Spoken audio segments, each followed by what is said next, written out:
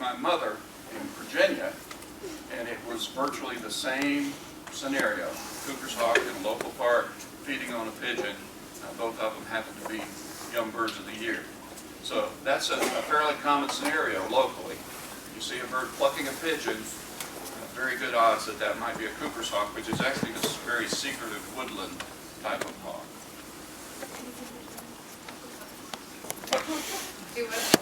Yeah. Any other questions about this particular falcon or falcons in general? Bell is a red-tailed hawk. It's a very light colored red-tailed hawk. Down in New York City.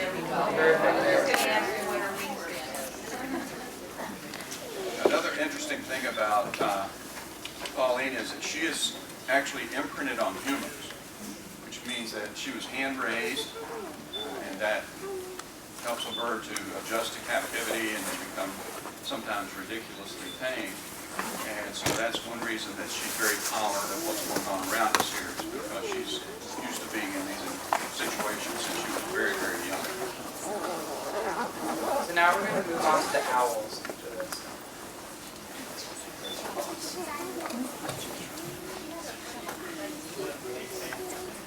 I was just wondering if you knew the dimensions. No, I do not remember it off the top of my head. Sorry.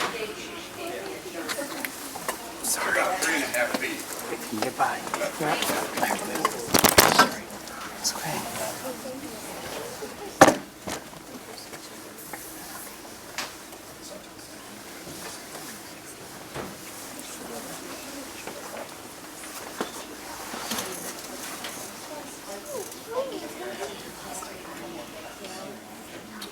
Yeah, red tails are a bigger, heavier.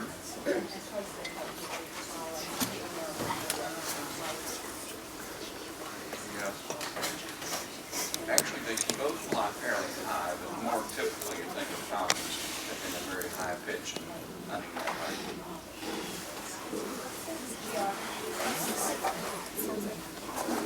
They're a North American species down in the Caribbean. It's very common. Hi everyone. So this is Zorro. She's our spectacled owl. And spectacled owls are actually native to the rainforests of Central and South America.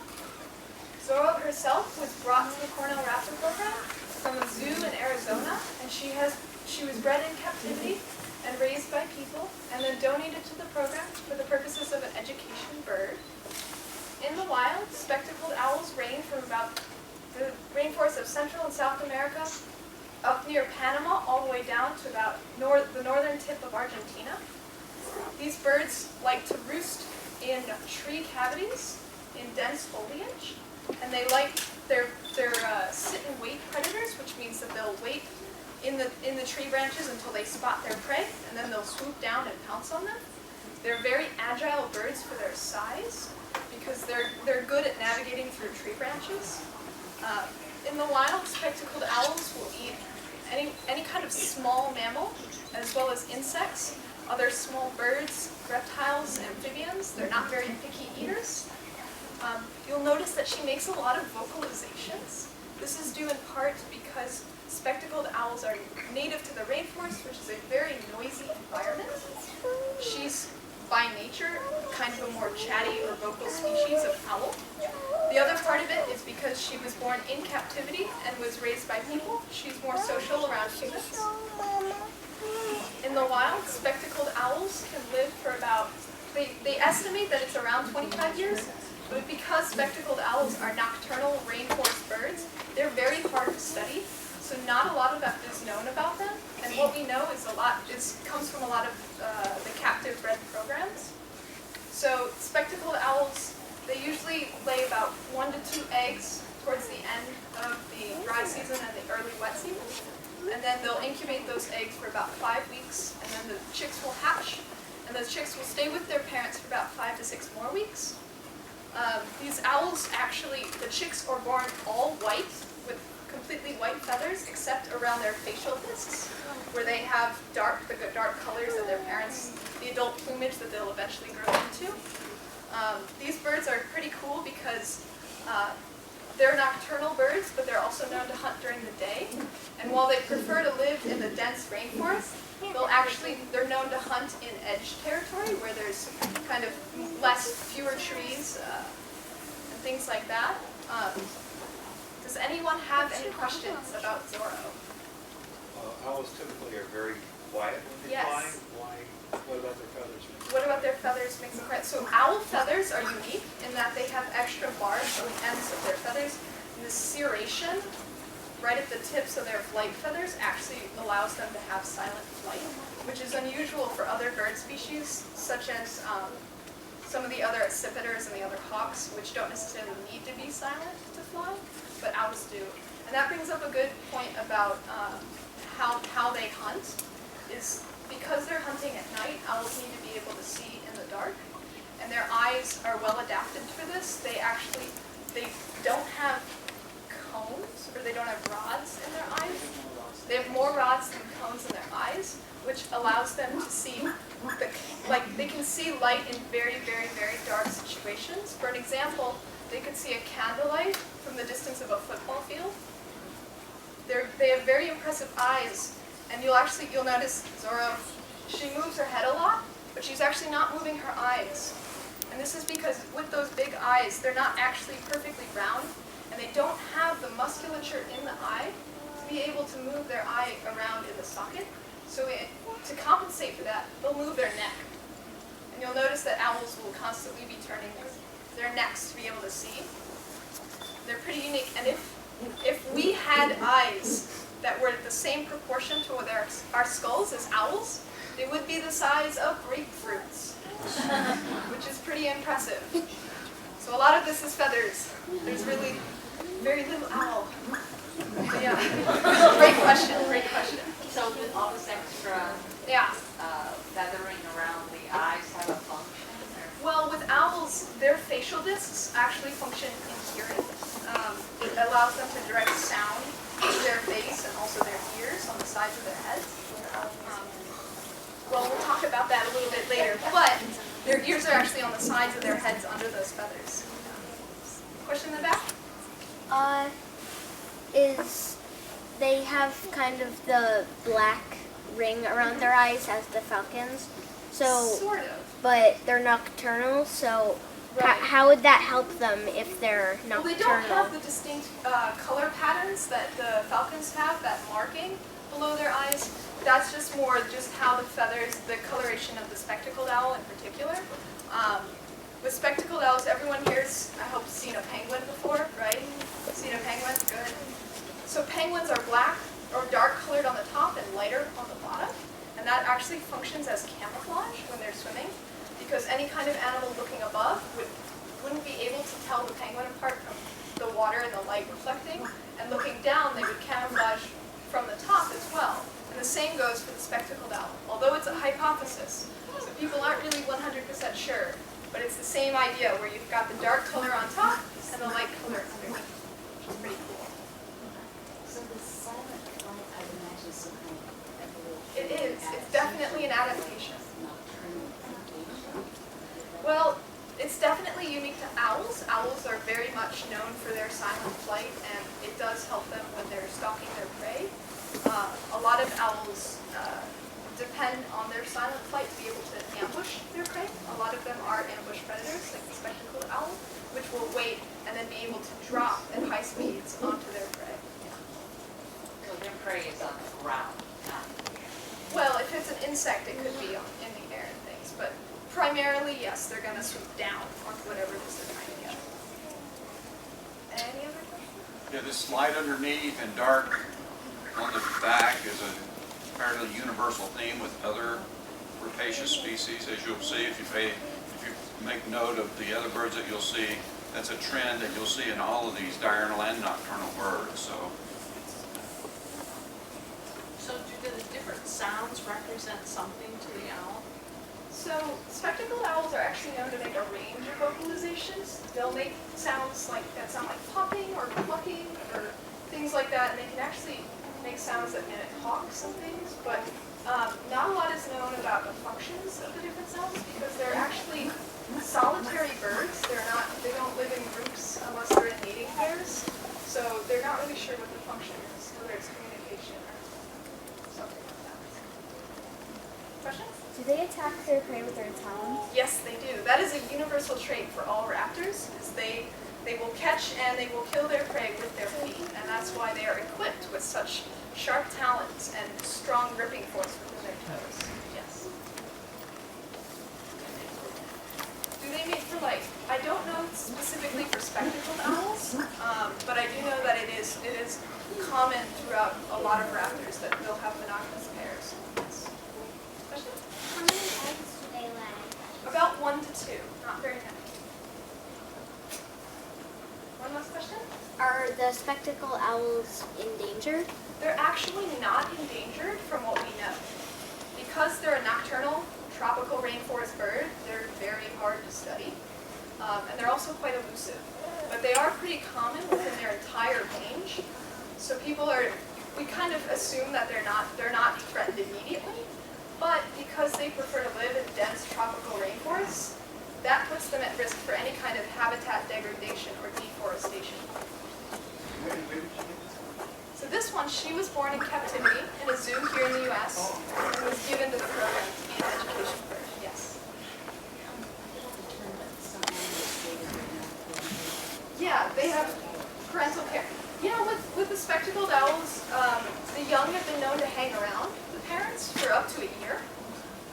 But owls and raptors tend to be pretty high on the parental care.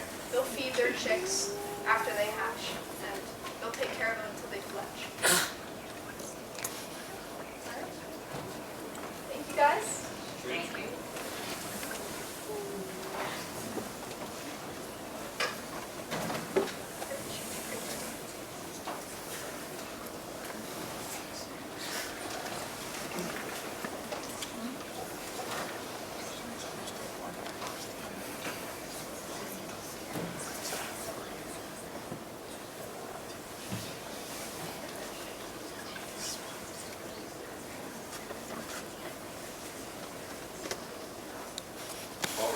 Next bird out, I would just emphasize that we make some assumptions, I guess, about people knowing a little something about birds of prey, but the thing that really makes them unique is their use of their feet for securing their prey. If you think about it, other carnivorous birds generally use their beak for collecting or killing their prey, but raptors have these sharp curved talons that make them unique in the way that they secure their food. Hi everyone, this is Gertrude. You've probably seen an owl, looking something like this. This is a great horned owl. They're the most common type of owl in North America and the largest owl in New York State. They get their name from their horn-like ear tufts on their head, which actually have nothing to do with hearing. They're used for camouflage and communication. And they also have this notable, very large yellow eyes and large, fluffy feathered feet. So, like most owls, great horned owls are sit-and-wait predators. They'll perch themselves up somewhere and wait for movement or sound of prey, and then they will ambush and catch it with their feet, as previously mentioned. Something interesting about great horned owls is because they're such amazing predators, they actually are known to catch more prey than they can actually consume, especially when they have fledglings. So sometimes in the nest they'll have like a little pile of food in the side just because they catch so much food and they don't necessarily eat it all. They also have the most diverse diet of any raptor. They've been known to get 200 different species of prey. And they're also known to catch skunks, which is something that's unique to very few predators will do it, and they're not sure if it's because of limited smell, like most birds can't smell very well, or if they're using the scent itself as their own defense mechanism. But it should be noted that great horned owls really don't have any natural predators. Being one of the largest owls, they're pretty well defended, and they only have some like natural enemies that they'll compete with for territory and prey, like barred owls and spotted owls. And because they're so highly populated throughout North America, they also live in South America as well, but they live in a variety of different habitats. ranging from tundra, rainforest, desert, suburbs, anywhere, which is pretty unique because they're so widespread. They're very versatile, and they have a lot of different color variation to match the sort of foliage that's in that region.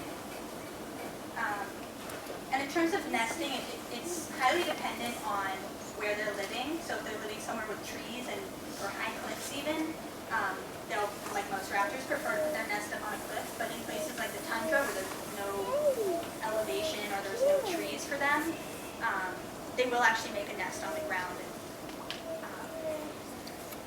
have their eggs there and incubate on the ground. They also are known to steal nests from, or I should say, steal abandoned nests that are left behind by other animals.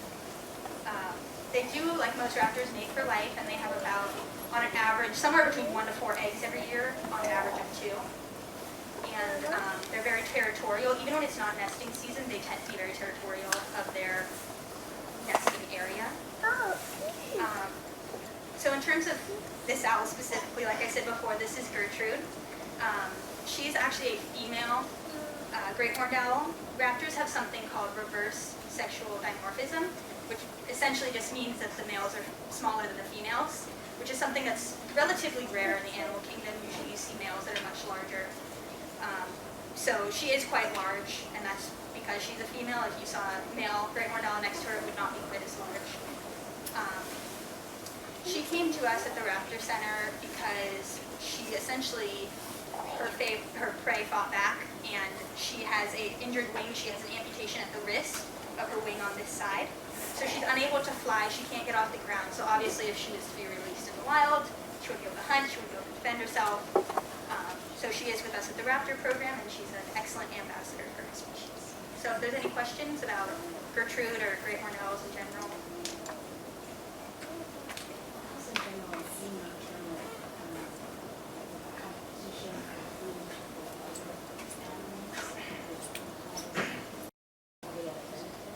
Because they're nocturnal? Yeah. I'm not sure specifically. I would say probably because their prey is also likely nocturnal, so they probably wouldn't be in competition with the things that are hunting during the day or hunting other things that are alive, being awake during the day. So, I mean, that's what I would think. I don't know specifically though, so don't quote me on that. Yeah. Do you know, I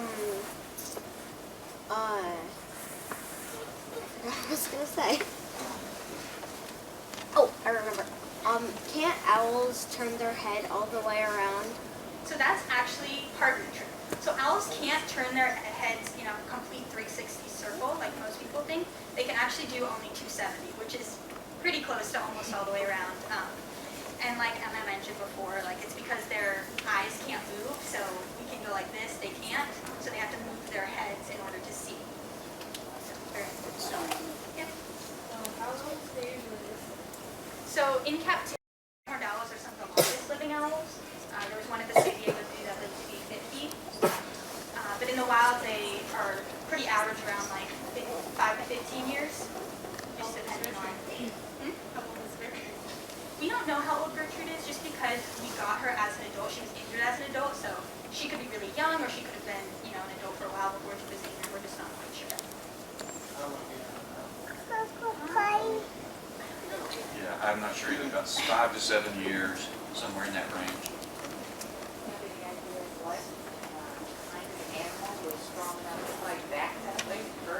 I think we thought it was a skunk, right? Yeah, she smelled like a skunk for months. So I think that's the best guess there. So, speaking of the skunk, that's a rather large animal. Are they able to? Yeah. Do they have to? Can they adjust it to a tree for? Absolutely. Really? So they've been known to take prey as large as 2 or 3 times their weight. So a skunk or a raccoon wouldn't really be a problem for them. And this is probably largely in part because they have these really, really large, strong feet. It's also why you're not supposed to leave your small dogs out at Or night. cats. I was just kind of curious. I was going to bring the cat thing up. People will talk about like coyotes being an issue, Yeah. taking small pets from backyards, but it can It also wouldn't be be an owls. issue for an owl to grab a pet. Yeah, they wouldn't be able to carry that weight. They could lift something perhaps at a quarter of their weight or maybe half their weight, drag it off into the brush somewhere, but they wouldn't take something that large up into the nest. And generally what happens is they'll dismember it and feed on the ground and then take pieces up to the nest to feed the young in that way.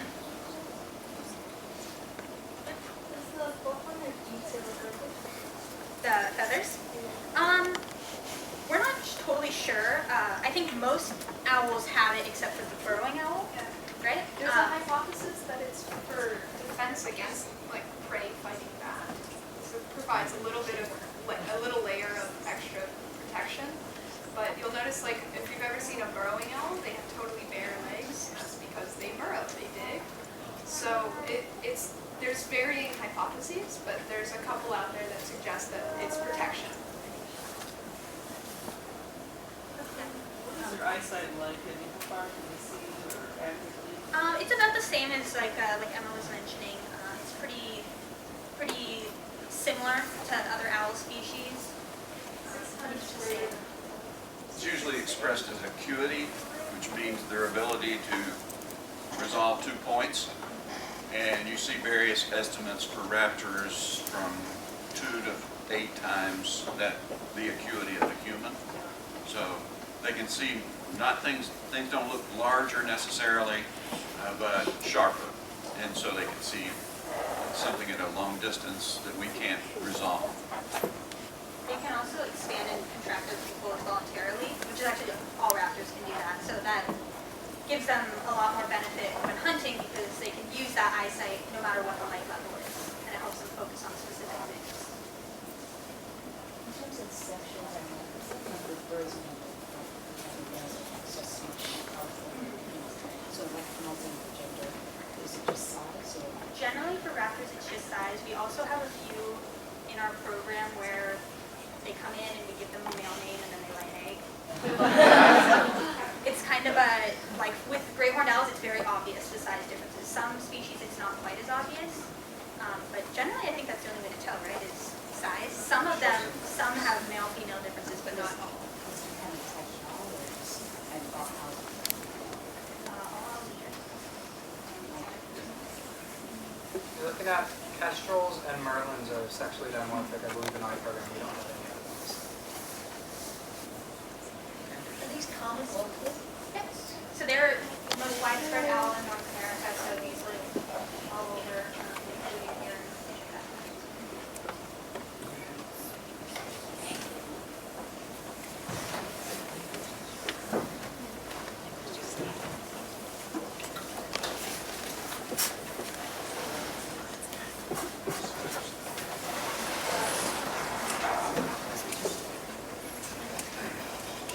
In talking about raptors securing their prey, they often do, even in the diurnal birds, they often do hunt other animals that are kind of imposing in their size. And they have a strategy, you observe them often enough that no matter what they do to catch something, whether they grab it in the back end or the front end or hit it from the side, the very first thing they do is get their feet moved up to the head of what they've caught. And once they've secured the head, they control the rest of the body. And so that's how they can manage larger prey species, because when something's got 6 or 8 talons securing your head, you're kind of limited in what you can do, limit your mobility. So that's a strategy they use to catch larger things. So this is Rosie. She is an eastern screech owl. So that name's a little deceiving. They don't actually screech. They're known more for their trill noise, which sounds almost like a horse whinny. They can also hiss. They're known to make like almost a barking noise. They think they were named screech owls because someone overheard a barn owl screeching and assumed it was this kind of owl. This is an adult owl. This is her full-grown size. They do have feather tufts. It's on their head similar to a great horned owl. Those are believed to help with camouflage. When they're against a tree, you can see they already camouflage very well, but that helps to break up their figure and make them look less like an owl against a tree.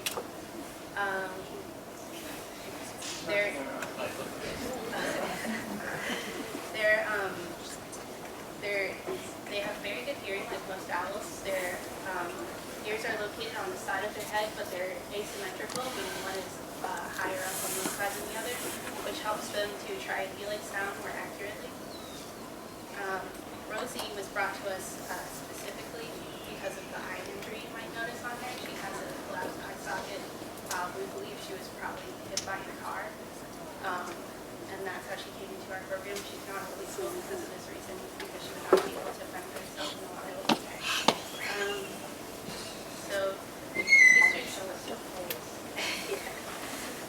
Eastern screech owls in general will eat just about anything they can catch, ranging from like insects, macrovertebrates, to mice. They'll nest in cavities. They can have a clutch of about usually 1 to 5 eggs. If it's extremely prolific season, they can have up to 8 in their clutch. If you have any questions about eastern screech owls, or owls in general, Lost that eye keeps her from turning. she will turn around. She's just probably looking at something.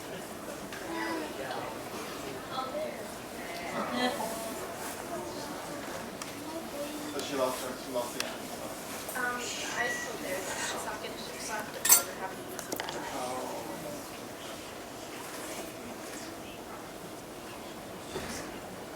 You know, owls often keep their eyelids closed for concealment, because if their eyes were open, most of them have these very large, brightly colored eyes, orange or yellow, and so if their eyelids are open, they're pretty conspicuous. So when they're threatened or if they sense that there's a threat around them, they'll often close their eyes. So it doesn't really mean there's anything wrong with them. It's just a natural thing for them to do. I don't really expect them to be able to like eat a skunk. So what do they eat? They couldn't catch anything quite that big. They eat a lot of insects and very small mammals like mice. Okay. For those of you that have seen screech owls locally, most of them have this color morph that you see here, kind of a grayish color. The further south you go, the more common are what they call the red or rufous-faced eastern screech owl, which is the same pattern in the plumage, but where this bird is gray, they're kind of a rufus red color, kind of a striking coloration. And we do have red-faced screech owls locally, but they're just less common.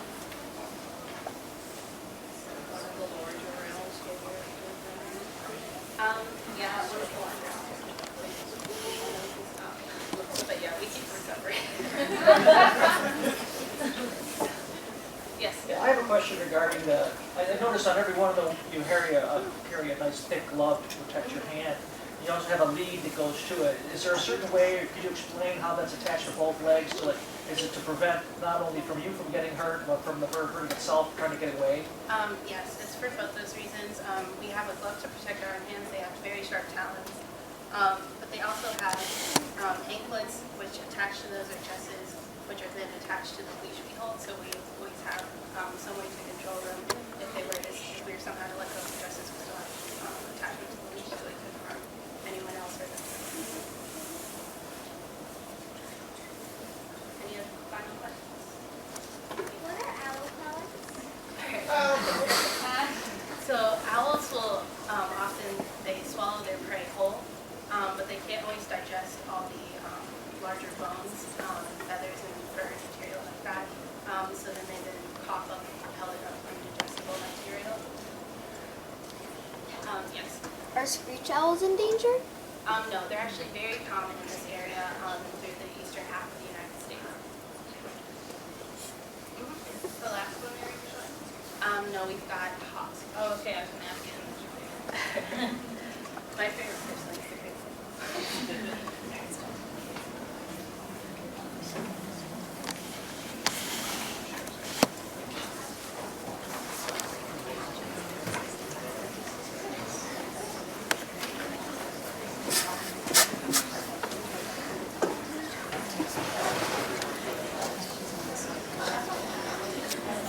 So now we're going to be moving on to the third and final category of raptors, the hawks. So you guys might be a little bit more familiar with these species, but we're going to start it off with something a little different. Yes, we didn't bring any today though. So.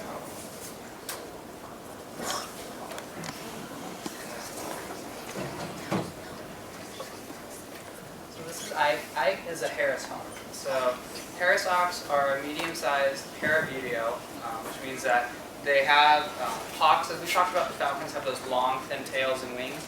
Hawks typically have broader wings and broader tails. Parabuteos have a fairly broad tail, but it's going to be a little narrower than the typical hawks that we see around here.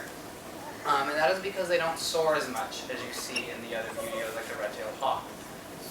So Harris hawks are actually non-native to around here. They're most prolific in Central America and South America, in the dry, arid deserts, as well as some of the more temperate deciduous forests.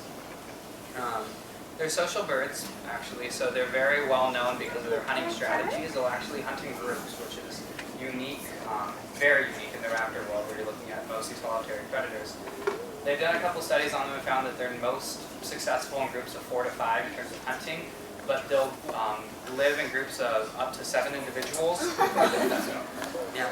It's a matrilineal society, actually, so the oldest female will usually determine the range that they're looking at and where they're hunting. So they'll hunt together in small groups, and they'll actually raise their young together with 2 younger males and 1 of the younger females watching over the young while the rest go and hunt and survey their territory. Because of that, their social aspect, they're a lot more easily adapted to living in captivity, especially when you're looking at an environment like this where we have multiple birds.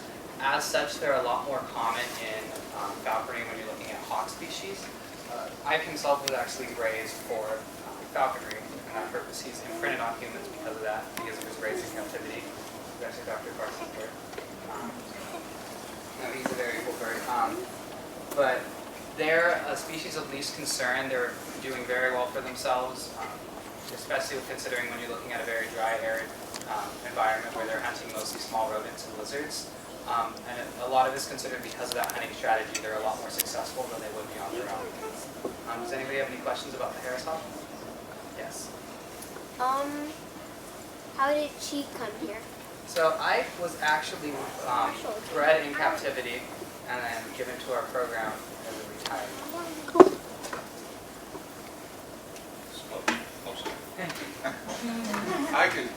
The most interesting thing about Ike as a Harris hawks are interesting in and of themselves.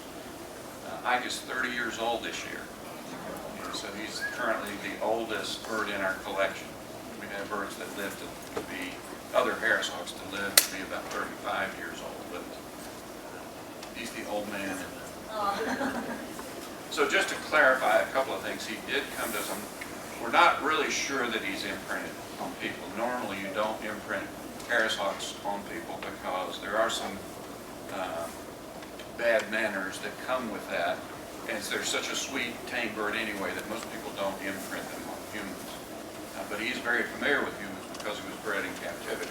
He came to us as a very young bird, maybe 3 or 4 or 5 years old, and he was just donated to our program. And then he was actually flown as a falconry bird for maybe another 5 to 10 years. And at that point, he was 15 or 20 years old, so we felt like he probably was retiring, and he's been retired now for about 10 years. So he's been relegated to being an education bird, although he was hunted as a falconry bird as recently as a couple of years ago. So he's still got it within him to catch other things. Yes. What you said made me wonder, how would you said raised in captivity, how would the keepers or people who are raising them, what would they do differently to have the bird imprint on humans as opposed to separate it from siblings or parents, so that every bird imprints on something. Most imprint on their parents. Yeah. And so if you separate them from their conspecifics, then they'll imprint on you and accept you as their parent, and then later on as a courtship partner. And Ike is very good at courting many of our students over the years.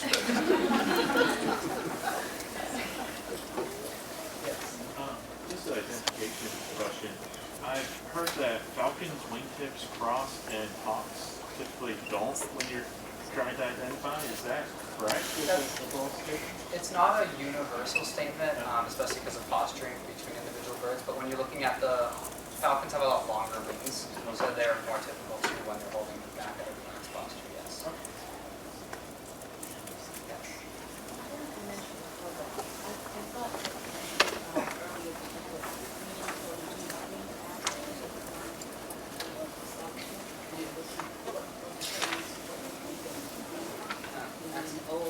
I can defer that to Dr. Barson, how you establish what for a breeding program. Yeah, well, so when we first started our program, we targeted a different group of hawks than you'll see today called the North American accipiters. Includes the sharp-shinned hawk and the Cooper's hawk and the northern goshawk. And those species are fairly reclusive, secretive woodland species that we don't see as often. And maybe you'll see them catch a pigeon every once in a while out in the parks. But they were impacted to a lesser extent, but in the same way as peregrines and ospreys and bald eagles when DDT was prevalent in the environment, because they feed largely on other birds, and so through the food chain they were picking up pesticide residues that was affecting their reproduction. And so we targeted those species because they were local. If we raised young birds, we could release them locally, and they would be in their normal habitat. And there's some question about their population. Having said that, Cooper's hawks rebounded tremendously from problems that they were having due to DDT, and they're now one of the more common raptors local. So very soon after we started our program, we discontinued breeding them because there's really no need to. We continued to breed sharp-shinned hawks simply because we had a bunch of them and they bred like laboratory animals. And so it gave us some sort of a species that we could each year count on having some success with. And then the goshawks are the species where their population we're at the southern limit of their range. Is that the reason we don't have too many, or is it some other problem? And increasingly there's a move toward kind of listing them as threatened species. So their population status is a little uncertain. That's why they were targeted. And red-shouldered hawks, by the way, which is kind of like a woodland buteo, and it has the same problems as some of these other species. In nesting around wetlands, their habitat is being destroyed or reduced, I guess I should say, in New York. And in New York, it's considered a species of special concern. So that's the reason we targeted them. Yes, we're going to move on to the last talk that we had today.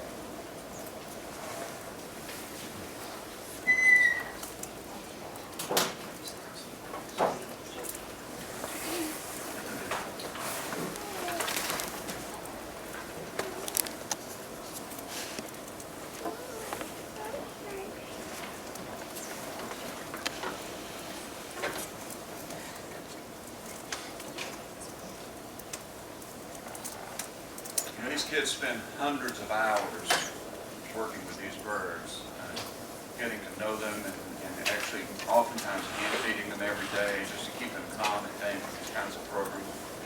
So they spend an inordinate amount of time on weekends and a little bit of time each day working with these birds so that we can do these kinds of programs. So they really sacrifice a lot of their time. I know they'd rather be studying, but does anyone know what kind of hawk this is? Yeah, red-tailed. So red-tailed hawks are very, very common in North America. They're just about all over the U.S. They're broad-winged hawks, so they're both good for soaring long distances. They're known as a forest-dwelling hawk, so they can be found. They're very adaptable, very different kinds of habitats. They'll usually nest in like the high crowns of trees. They do build their own nest, unlike great horns, for example, who take over red-tailed nests. They do build their own and return to it. They'll modify it if need be. You can identify the adult red-tails by obviously their red tail. They're named after. This bird in particular is E3. I don't know if any of you know him from the bird camps. Yeah. So he was an offspring of Ezra and Big Red, the two hawks we have on Cornell's campus. He sustained an injury on campus at one of the greenhouses. Oops. He got his wing caught into one of the vents in the greenhouses that was closing, and he can't fly correctly enough to be released. So now he's part of our education program. So if there's any questions on red bird, yes. Him in particular, when he does his droppings, I saw them all nodding. Does he have a habit of doing that all the time when you're going? No, we've been around them enough. They do. A lot of people see it as unexpected, but we see some of the posturing that happens beforehand. So we're just waiting for it. Kind of lean forward, stick their tail up to the boat. Yes, that's common.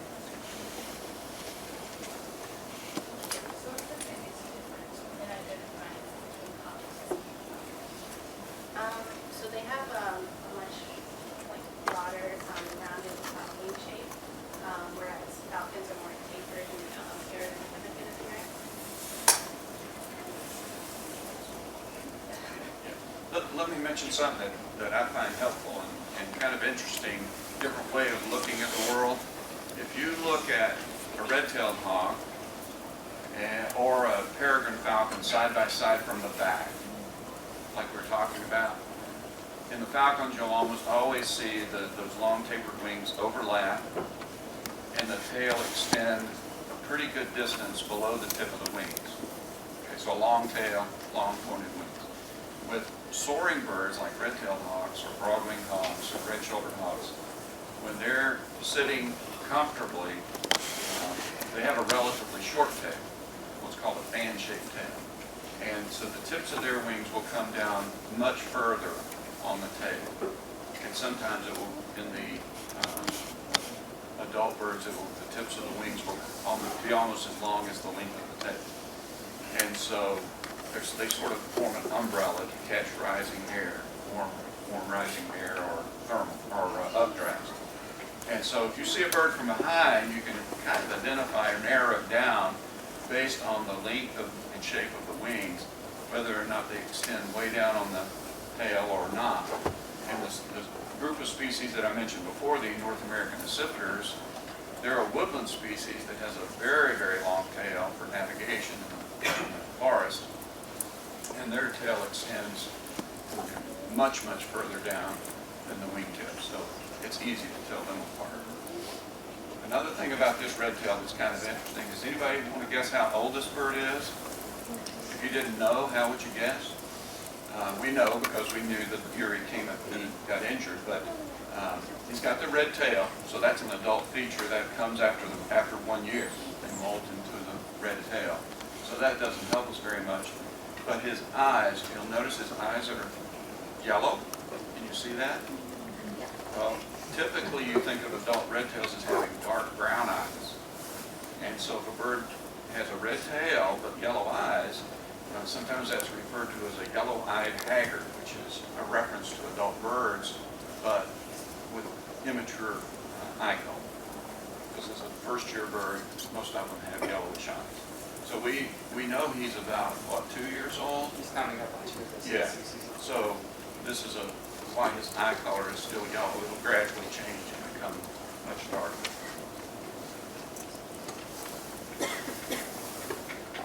Yes. Will red-tailed hawks eat? Like, what do they eat? They mostly eat small mammals. That's the main part of their diet. Are these another bird that might take your small cat or dog? They are pretty large birds. They probably could take a small pet, but I think They're too long. wild animals.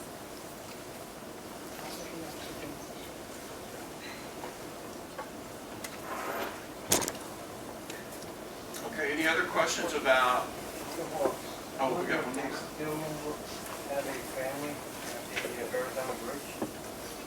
They still there or you? What's that? I know they supposedly have a family of hawks in Brooklyn, over at the other Verrazano. I'm not, Just wondering if they're still there. I wouldn't be surprised, but I don't really know for sure. I have seen one in bigger, Yeah, take down the, yeah. Yeah. Any good? Certainly the adults that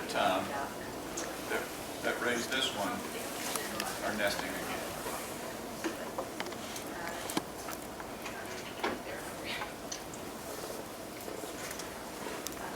Is that the last one?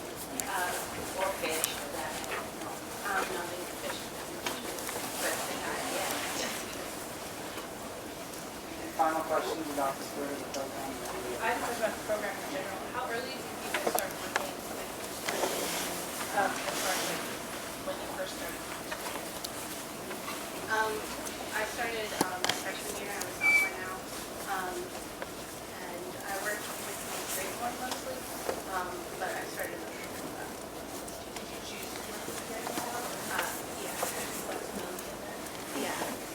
Yeah, you start off trained on one bird in particular, then you expand on that species, and then you can first expand on that group of raptors, and then you can venture into different categories. Cool. So out of the four of you, do you want to know that you're going to work with like wildlife or exotic specifically to live there, or is this just kind of for fun? I actually want to work in conservation and production. So.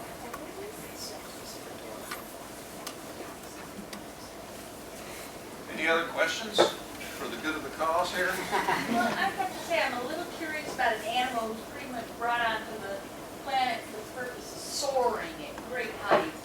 And then if they're in captivity and they're not using that anymore and can't be released, do you see that it affects them in any way? Either muscular or, I don't know, even depressed? Well, I think we're being a little anthropomorphic on this. Most of these birds are driven largely by food, by their nutritional status, by whether they're hungry or not. And we may think, oh, wouldn't that be nice to be up there soaring around?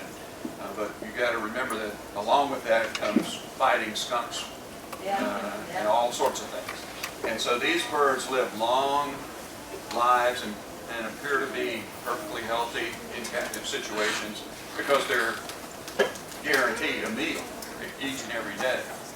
And so I guess it's a trade-off for most of them because most of them can't fly well anymore or are blind or have problems like that. So see how anxious he is to get back in that box? Okay, anything else? Last question. Oh, 2 questions. Let's start back here and then we'll... Is there another raptor? We don't have any. We have about 40 raptors in our program. We brought 7. So that's the last one for today. Yes. Yes, we try to provide that as best we can. Usually by providing nests or... Yeah, we take them outside. Okay, everybody, we're going to take another break. I will see you as soon as I am ready. Bye, everybody.